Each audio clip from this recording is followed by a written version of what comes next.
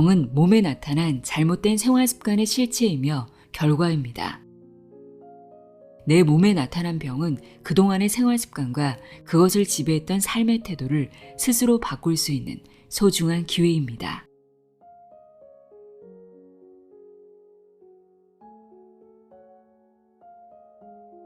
안녕하세요. 나의 소리책갈피 소리내어 읽다입니다. 공기 중에 수많은 바이러스가 떠다니지만 어떤 사람은 1년 내내 감기에 한 번도 걸리지 않고 어떤 사람은 환절기마다 감기에 걸립니다.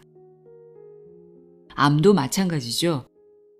담배를 전혀 피우지 않는 사람이 폐암에 걸리기도 하고 술을 많이 마셔도 간암에 걸리지 않는 경우도 있습니다. 질병에 걸린다는 건 외부적인 환경보다는 내 몸을 지키는 면역력이 더 크게 좌우한다는 걸 알 수 있는데요. 오늘은 아주 사소한 생활 습관만 바꿔도 우리 몸의 면역력이 저절로 강해진다고 이야기하는 책입니다. 세계적인 면역학자 아보도우르 교수의 생활 속 면역 강화법입니다. 일반적으로 감기는 코나 목으로 감기 바이러스가 들어왔기 때문에 걸렸다 라고 말하고 암은 몸속에서 암세포가 자라서 암이 걸렸다 라고 생각하는데요. 하지만 이러한 생각은 면역력의 입장에서 본다면 정확한 표현이 아니라고 합니다. 저자는 인체에서 발생하는 수많은 질병은 면역력이 제 기능을 하지 못했을 때 생겨나는 것이라고 강조합니다. 이 책에는 면역력에 대한 기초 지식부터 내 몸의 증상으로 면역력을 파악하는 법, 면역력 강화 식사법과 생활습관 등이 담겨 있는데요. 우리가 모두 알고 있어야 할 면역력 강화 지침서라고 할 수 있습니다.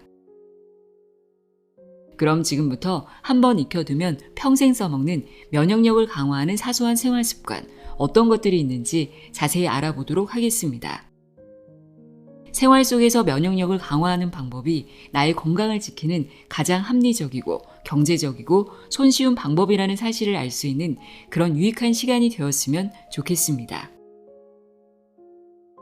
아보도우르의 생활 속 면역 강화법 내용의 일부를 읽어드립니다. 귀 기울여 들어보세요.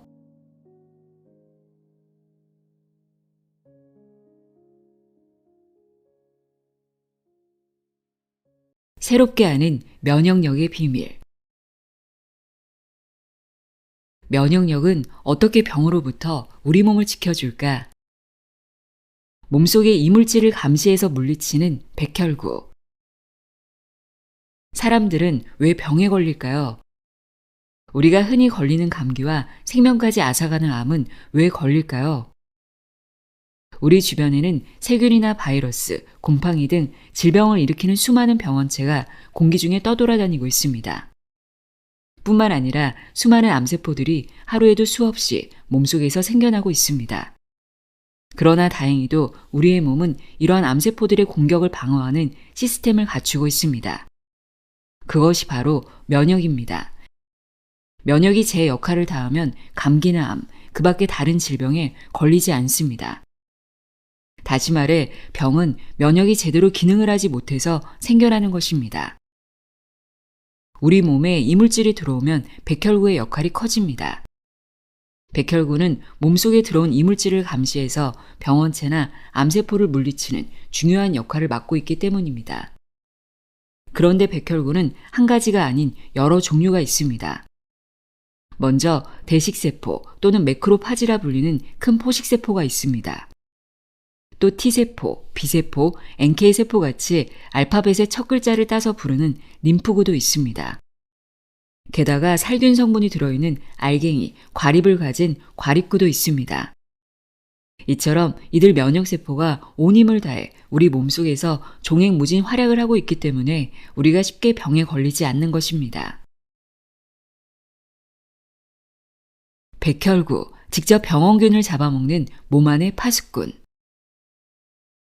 백혈구 중에는 우리 몸에 침입한 이물질을 잡아먹고 소화하는 식균 작용을 하는 것이 있습니다. 대표적인 것이 큰 포식세포입니다. 큰 포식세포는 진화 과정에서 우리 몸을 지키기 위해 맨 처음 만들어진 원조 백혈구입니다. 큰 포식세포는 전체 백혈구의 약 5%를 차지하며 이름에서도 그 성향이 드러나지만 백혈구 가운데 가장 큽니다.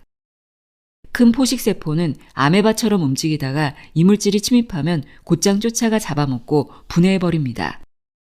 이물질뿐만 아니라 노화된 이상세포를 처리하는 일도 하지요. 과립구와 림프구는 큰 포식세포에서 진화한 것입니다. 그런 만큼 이물질과 싸우는 전투력도 큰 포식세포보다 더 강하지요. 우리 몸에는 다양한 크기의 이물질이 들어옵니다. 이 중 비교적 큰 것은 과립구가 처리하고 그보다 작은 것은 림프구가 처리합니다. 과립구는 이물질을 막으로 싸서 제 몸속으로 집어넣고 분해효소와 활성산소를 이용해서 파괴합니다. 이때 고름이 나오는 화농성 염증이 일어납니다. 이처럼 과립구는 외부에서 들어온 병원균과 싸워서 감염증을 막는 중요한 역할을 하지만 그 수가 지나치게 늘어나거나 세균이 별로 없을 때 제멋대로 싸우게 되면 자신의 몸을 공격해서 조직을 파괴하기도 합니다. 항체로 병원균을 붙잡아 처리하는 림프구. 림프구가 싸우는 방법은 과립구와 좀 다릅니다. 림프구는 막 표면에 있는 부착 분자를 이용해 이물질을 붙잡아 처리합니다. 이때 카타르성 염증이 일어납니다. 여러분도 감기 초기에 맑은 콧물이 나온 적이 있을 거예요. 카타르성 염증의 특징 중 하나가 이런 투명한 액이 나오는 것입니다. 이물질과 싸움을 마친 림프구는 다시 휴면 상태로 들어갑니다. 이때 림프구 중 일부는 좀 전에 싸웠던 이물질을 항원으로 기억하게 됩니다. 다음에 똑같은 항원이 침입하면 그때는 림프구가 신속하게 분화해서 병이 더 심해지기 전에 항원을 없애지요. 이것을 우리는 면역이라고 부릅니다. 지금까지의 내용을 보면 우리 몸속에서 일어나는 이물질과의 싸움에는 두 가지 유형이 있는 것을 알 수 있습니다. 하나는 과립구가 이물질을 통째로 잡아먹어서 면역이 생기지 않는 경우이고 또 하나는 림프구가 이물질을 제거해서 면역 방어를 하는 경우입니다. 면역을 다스리는 자율신경의 조화. 백혈구의 수와 면역력은 마음의 지배를 받는다. 건강한 사람이라면 림프구는 백혈구의 35에서 41%, 과립구는 50에서 65% 정도가 됩니다. 그런데 이러한 비율은 자율신경이 제어합니다. 자율신경은 우리 몸을 이루는 약 60조 개나 되는 세포의 기능을 조절하는 역할을 합니다. 심장 박동이나 위와 장의 운동 역시 자율신경의 지배를 받습니다. 자율신경에는 교감신경과 부교감신경이 있습니다. 우리 몸이 활발하게 움직이고 있을 때는 교감신경이 우세하고 쉬거나 자면서 긴장이 풀렸을 때는 부교감신경이 우세합니다. 교감신경과 부교감신경은 서로 기량작용을 하면서 균형을 유지한다고 보면 이해가 쉬울 것입니다. 기량작용은 두 개의 요인이 동시에 작용하면서 서로 그 효과를 줄이는 작용입니다. 그런데 이 균형이 무너지면 어떻게 될까요?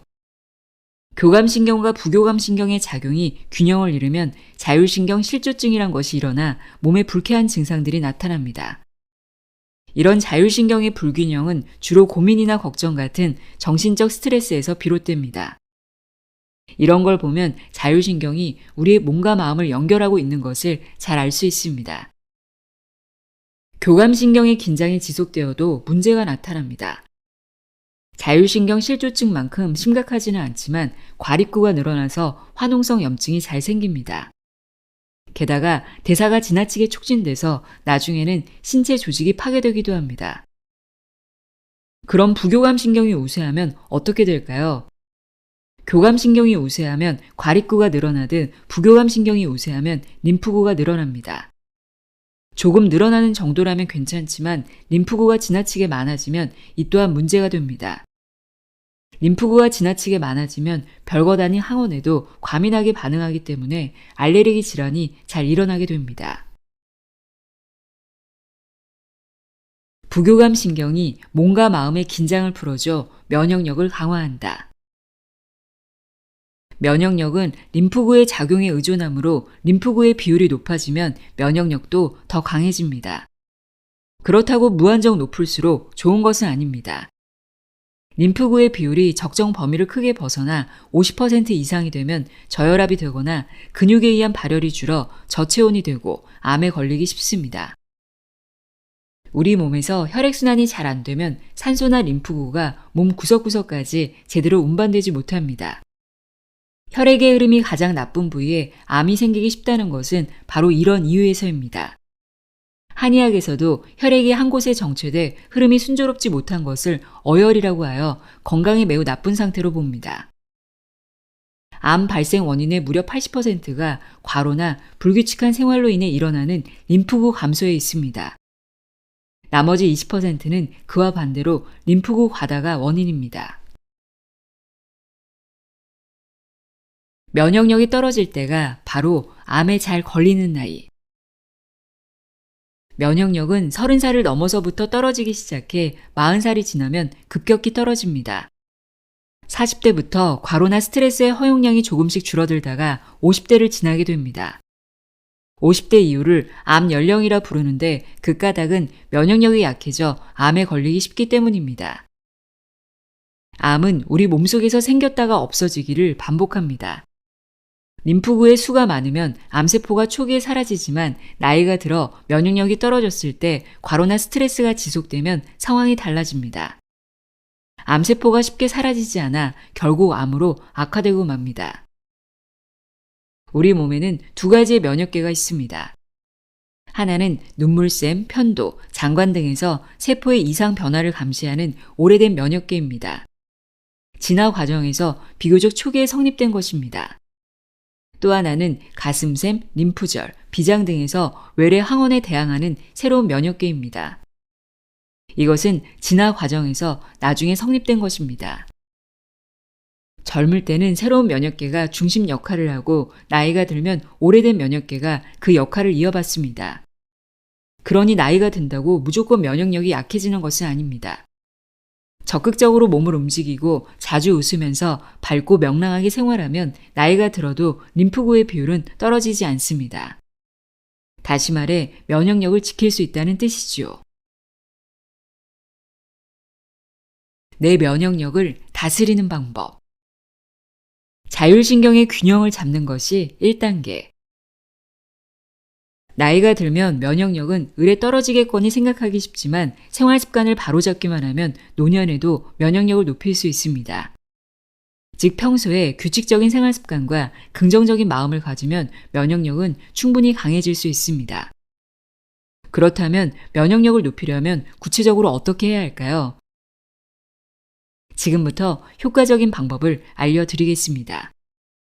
면역력 강화에서 중요한 것은 흐트러진 자율신경의 균형을 바로 잡는 것입니다. 이를 통해 면역력을 높이는 것이죠.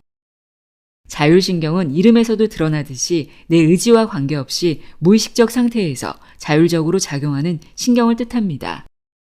그런데 사실 자율신경을 의식적으로 제어할 수 있는 방법이 몇 가지 있습니다. 그 하나가 호흡입니다. 어떤 일을 흥분했을 때 여러분은 보통 어떻게 하나요? 아마도 흥분을 가라앉히려고 심호흡을 하는 분이 많을 겁니다. 교감신경이 우세하면 숨이 얕고 빨라지는데 그럴 때 숨을 깊고 천천히 쉬면 부교감신경이 우세해지기 때문입니다. 우리 몸에서는 교감신경과 부교감신경이 마치 시소를 타듯 오르락 내리락하며 긴장하고 이완하면서 서로 균형을 잡고 있습니다. 특히 낮에는 교감신경이 우세하고 밤에는 부교감신경이 우세합니다. 암까지 이기는 면역력의 힘. 암을 일으키는 스트레스와 저체온. 세포의 에너지 공장, 미토콘드리아가 중요하다. 암이 생기는 원리를 알면 암을 막거나 극복하는 데 큰 도움이 됩니다. 여기서는 미토콘드리아의 존재에 주목해서 그 기능을 알아봅시다.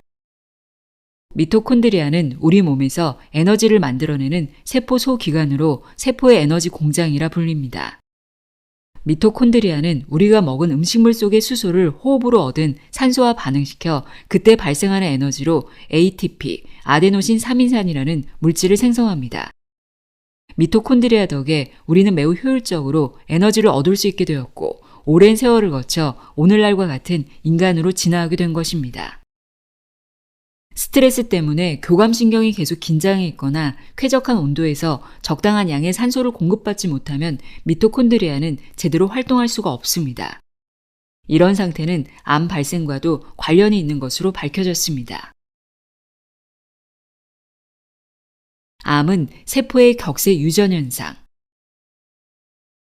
림프구가 백혈구의 반 이상을 차지할 정도로 너무 많아지면 혈관이 확장되어 근육에서 열이 방출되지 않기 때문에 혈액순환이 원활히 이루어지지 않아 냉증이 나타납니다. 이런 상황은 호기성 미생물인 미토콘드리아에게는 산소 부족을 뜻합니다.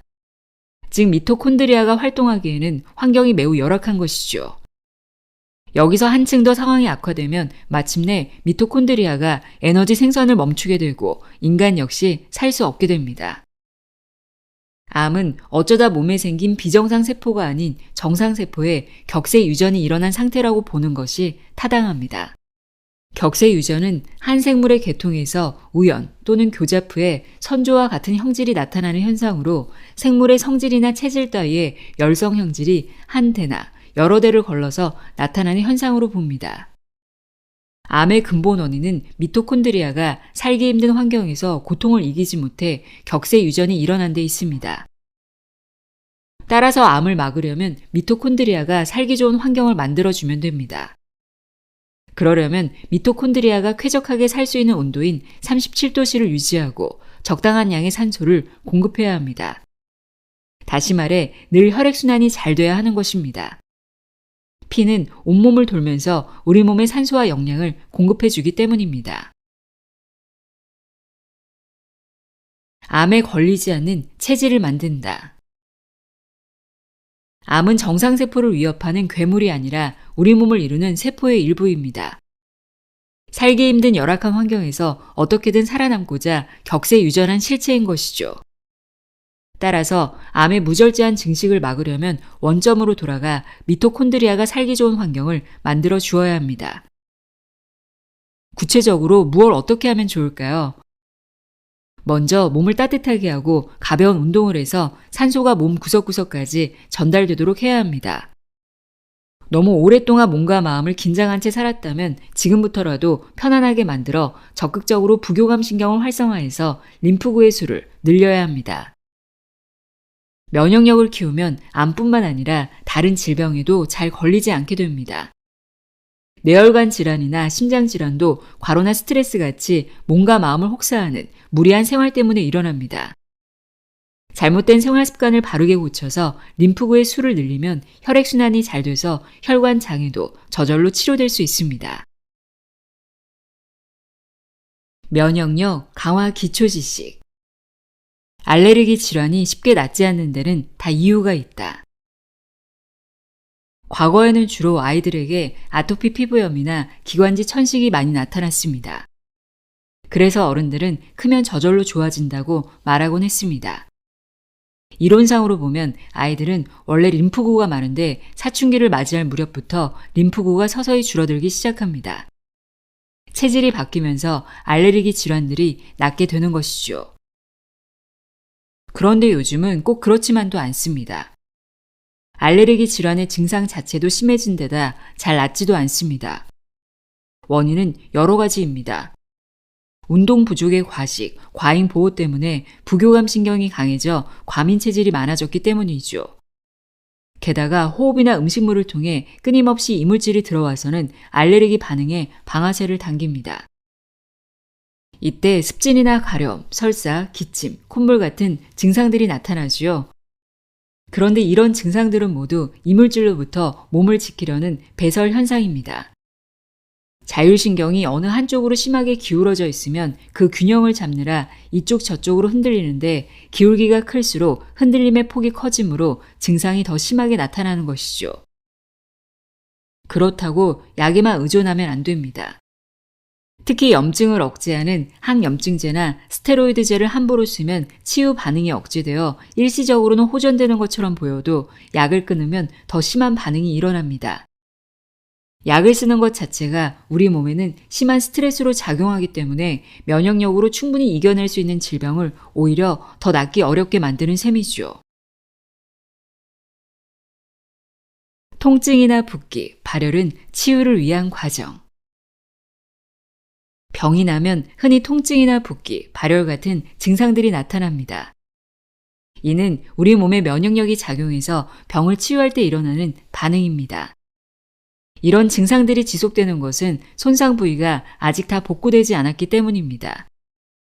따라서 그대로 받아들여야 합니다. 인체 시스템은 우리가 생각하는 것 이상으로 아주 정교하기 때문에 그런 증상이 언제까지고 계속되는 일은 없습니다. 머리나 허리, 무릎이 아프다고 당장 소염 진통제를 쓰면 도리어 환부의 치유가 늦어집니다. 통증을 멈추는 약은 혈관 확장제와 반대로 작용합니다. 그래서 진통제를 복용하면 통증은 금세 사라지지만 대신 혈액순환이 잘 안 돼서 면역력의 근원인 림프구는 물론 조직의 재생을 돕는 물질조차 환부에 잘 도달하지 못합니다.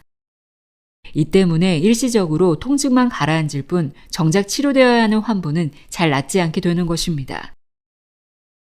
근육통은 근육을 쓰고 있을 때는 생기지 않지만 근육이 쉬고 있으면 증상이 나타납니다. 왜 그럴까요? 근육을 과도하게 사용하면 그 부위의 혈관에 피로물질이 쌓이고 그 때문에 그 부위에는 상대적인 혈류 장애가 일어납니다. 필요한 만큼 혈류가 도달하지 못하게 되는 것입니다. 이런 상태가 다시 안정을 찾으면 피로 물질을 배설하기 위해 혈관이 확장되어 혈액이 다시 제대로 흐르게 됩니다. 바로 이때 통증이 일어납니다. 요즘 허리 아프다고 하시는 분들 많지요? 나이가 들어 허리를 지지하는 근육이 약해지면 조금만 움직여도 근육이 금방 피로해져서 자주 요통을 느낍니다. 요통도 근육통과 마찬가지로 피로한 근육에 혈액이 다시 흐를 때 일어나는 것입니다. 이런 염증성 통증은 환부가 치유되면 자연히 멈춥니다. 그런데도 약을 자꾸 쓰기 때문에 통증이 계속 재발하는 것이죠. 나이가 들어 근육이 약해졌다면 약을 먹을 것이 아니라 몸을 자주 움직이고 자세를 바로잡아서 통증을 근본적으로 해결해야 합니다. 면역력 강화 식사법. 짠 것, 단 것을 지혜롭게 섭취하는 방법. 고혈압이 있다고 하면 다 짜게 먹어서 그런 줄 압니다. 특히 고혈압 환자 중에 연세가 많은 분들에게는 염분 섭취를 제한하는 것이 일반적입니다. 그런데 고혈압의 원인이 꼭 염분의 과다 섭취에만 있는 것은 아닙니다.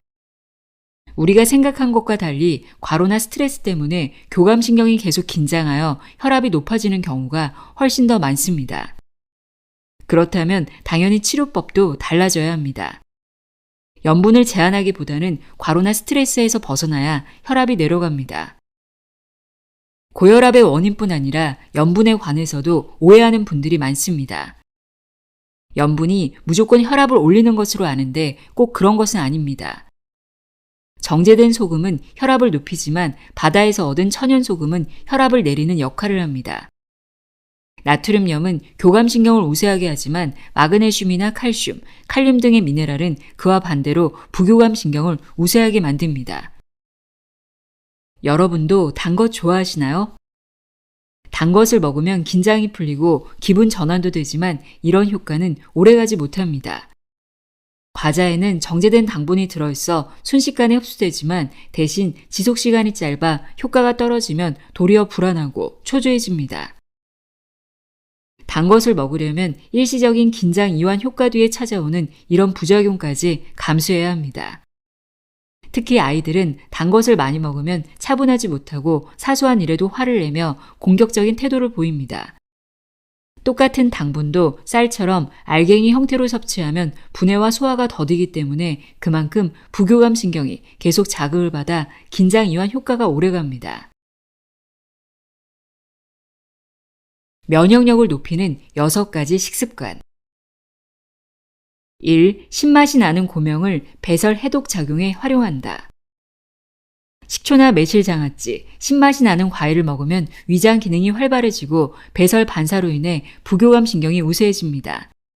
생강, 파, 겨자, 고추냉이 같은 고명이나 양념, 차종이나 마늘같이 향이 강하거나 여주같이 쓴맛이 강한 식품에도 마찬가지 효과가 있습니다.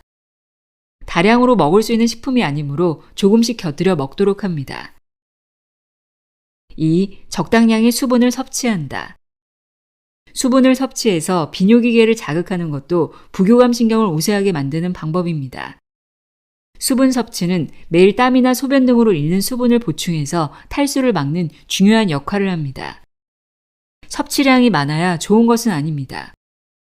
몸이 원하는 만큼 적당량을 섭취하는 것이 가장 중요합니다. 3. 잘 씹어서 천천히 먹는다.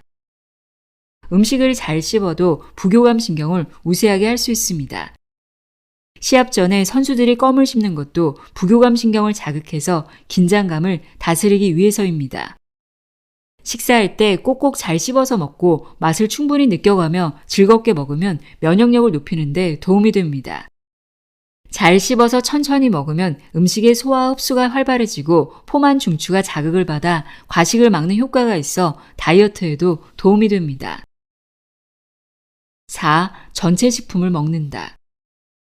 우리가 자주 먹는 식품 중에는 정제되고 가공되어 영양을 고루 갖추지 못하는 것들이 있습니다. 그와 달리 싹을 틔울 수 있는 현미나 콩, 깨, 머리부터 꼬리까지 다 먹을 수 있는 뼈째 먹는 생선이나 잔새우, 조개류 등에는 우리 몸에 필요한 영양소가 고루 들어 있습니다. 이런 전체 식품을 기본으로 식단을 꾸미면 반찬의 가짓수가 많지 않아도 균형 있게 영양을 섭취할 수 있습니다. 5. 식이섬유가 많은 채소와 해조류를 충분히 섭취한다. 장은 면역력의 보고입니다. 나이가 들면 장을 중심으로 기능하는 오래된 면역계의 역할이 젊었을 때보다 더 중요해지기 때문입니다. 평소에 채소, 해조류, 버섯, 콩 등 식이섬유가 많은 식품을 적극적으로 먹어서 변비가 생기지 않도록 합니다. 배변이 규칙적이면 장 속에 부패물이 쌓이지 않게 되고 장내 유익균도 늘어나 면역력이 좋아집니다. 6. 효소가 많은 발효식품을 먹는다. 발효식품인 청국장이나 요구르트는 바실리스균이나 유산균 같은 미생물 때문에 맛이 좋고 소화 흡수가 잘 됩니다. 또 식재료 고유의 영양뿐만 아니라 발효 단계에서 생성되는 효소의 효과까지 누릴 수 있습니다. 청국장이나 요구르트 외에도 절임식품이나 된장, 간장, 가열하지 않은 자연 치즈 같은 발효식품으로도 풍부한 영양과 효소의 힘을 함께 얻을 수 있습니다. 하루에 500kcal만 섭취해도 살 수 있다. 몸이 좀 통통하고 살집이 있는 사람은 본래 부교감 신경이 우세하여 림프구가 많고 면역력도 높은 편입니다. 그러다가 지나치게 살이 쪄서 비만한 상태가 되면 순식간에 교감신경이 우세해집니다. 그렇게 되면 조금만 움직여도 숨이 가빠지고 심근경색을 비롯한 여러 만성질환에 걸릴 위험도 커집니다. 물론 이렇게 되기 전에 건강을 위해 다이어트를 해야 합니다. 하지만 식사 제한에만 의존하는 다이어트는 매우 위험합니다. 저체온이 되고 혈류 장애가 일어나기 때문입니다. 반드시 가벼운 운동을 해서 몸이 열을 내도록 해야 합니다. 애쓴 만큼 체중 감량 효과가 나타나지 않을 때는 전문가의 지도를 받아 단식을 해보는 것도 좋습니다. 요즘같이 먹을 것이 풍부한 세상에 거의 먹지 않고도 건강하게 사는 분이 있습니다. 거의 먹지 않고 사는 사람, 뺄셈식 생활혁명을 쓴 시바타 도시이코는 1년 동안 하루에 단 500kcal만 섭취하고도 더욱 건강해져서 주위를 놀라게 했습니다. 500kcal면 보통 성인 남성이 하루에 섭취하는 열량의 5분의 1 정도에 불과합니다. 소식보다 절식에 가까운 수준이지만 우리 몸은 그런 상태를 견딜 수 있을 만큼 적응력이 있고 유연합니다. 단식은 처음 며칠은 힘들어도 그 고비만 넘기면 사나흘째부터는 배고픔을 느끼지 못하게 됩니다. 대사 저하로 오히려 기분이 차분해지고 뇌가 활성화되어 감각이 예민해집니다. 옛말로 도인의 경지에 이르게 되는 것이죠. 면역력 강화 생활 습관. 걷는 습관을 들여야 하는 40대. 40을 넘으면 몸을 단련하거나 민첩성을 높이기보다 지구력을 키우는 편이 좋습니다. 40대 이후에 지구력을 키우는 데 알맞은 운동은 걷기와 자전거 타기입니다. 우리 몸에서 근육이 가장 발달한 부분은 다리와 허리 등입니다. 걸으면 다리의 근육만 사용하는 것이 아니라 자세를 유지하기 위해 등과 배의 근육도 사용합니다. 이처럼 큰 근육을 사용하는 걷기는 운동의 기본입니다. 걸으면 혈액순환도 잘 됩니다. 매일 가벼운 실내 운동만으로도 충분한 효과를 얻을 수 있다. 몸에 부담이 적고 기분이 상쾌해지는 가벼운 운동은 부교감 신경을 자극합니다. 예를 들어 맨손 체조는 온몸의 근육을 사용할 수 있기 때문에 10분 정도만 해도 땀이 나서 개운해지고 혈액순환도 활발해집니다. 밖에서 하는 걷기 외에 이런 실내 운동을 병행하면 더 효과적이겠죠. 여러분도 혹시 무릎이나 허리가 아픈가요? 어깨 결림도 이만저만 고생스러운 게 아니라고요? 중년이나 노년에 많은 이런 무릎이나 허리 통증, 어깨 결림도 운동으로 혈액순환을 개선하면 나아집니다. 이때 한 가지 주의할 것이 있습니다. 스포제를 비롯한 소염 진통제나 몸을 세게 조이는 코르셋 같은 것은 혈액의 흐름을 방해하므로 사용하지 않는 것이 좋습니다. 면역력을 높이는 속근육 체조. 다리 벌려 무릎 굽혔다 펴기. 무릎에 손을 얹고 천천히 리듬감 있게 무릎을 굽혔다 펴기를 반복합니다. 무릎 관절 부위가 자주 아픈 사람은 처음부터 이 운동을 하지 말고 먼저 욕조에서 따뜻한 물로 몸을 덮여가며 무릎을 굽혔다 펴는 동작을 합니다. 중요한 것은 무릎을 자주 움직여서 혈액순환을 좋게 하는 것입니다. 이번에는 엉덩 관절을 단련해 봅시다. 되도록 다리를 크게 벌리고 발끝은 바깥으로 향합니다. 그 상태에서 천천히 허리를 올렸다 내렸다 하면 됩니다. 흔들흔들 체조. 무릎을 리듬감 있게 굽혔다 펴면서 허리는 좌우로, 양팔은 앞뒤로 흔듭니다. 이때 허리와 팔이 서로 다른 방향으로 움직이므로 한쪽 팔씩 번갈아 가며 엉덩이를 스치게 됩니다. 이 운동의 포인트는 허리를 비트는 데 있습니다. 허리 근육에 적당히 부하를 주면 요통을 예방하거나 치료하는 데 도움이 됩니다. 팔자 체조.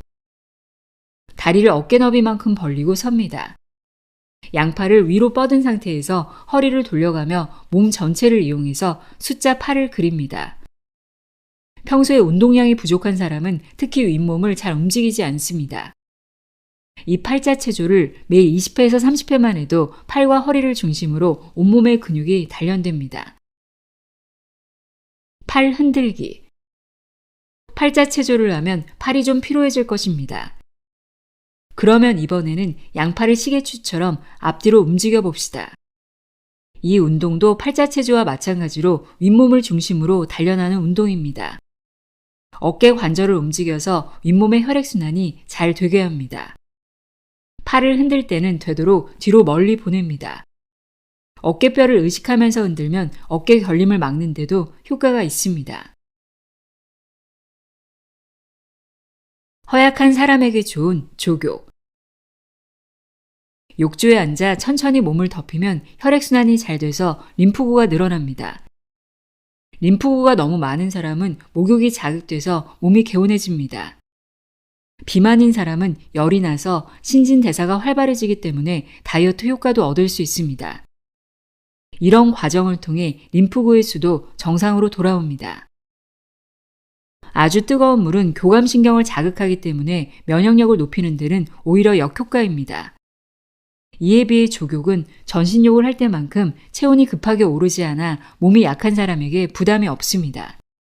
반신욕도 체온이 천천히 오르는 목욕법이죠. 몸 중심부에서부터 서서히 온기가 밀려오기 때문에 몸의 긴장이 풀리고 마음도 덩달아 안정됩니다. 특히 잠자리에 들기 전에 하면 피로도 풀리고 숙면에도 도움이 됩니다. 규칙적으로 꾸준히 하면 분명 효과를 볼 수 있을 것입니다. 면역력을 높이는 10가지 방법. 1. 과로하지 않는다. 2. 오래 고민하지 않는다. 3. 화내지 않는다. 4. 몸을 자주 움직여 근육을 사용한다. 5. 영양을 고루 섭취한다. 6. 적정 수면을 지킨다. 7. 사람들과 원만하게 지낸다. 8. 취미생활을 한다. 9. 자주 웃는다. 10. 자연을 가까이 하고 예술을 즐긴다.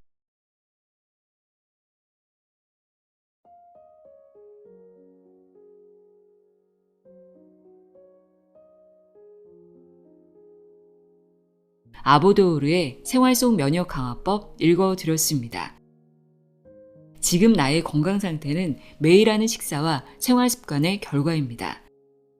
책에서 알려준 면역력을 강화하는 방법들로 생활 습관을 조금씩 바꿔나가면 지금보다 더 건강하고 활기차게 살아갈 수 있겠죠. 오늘도 함께 해주셔서 고맙습니다.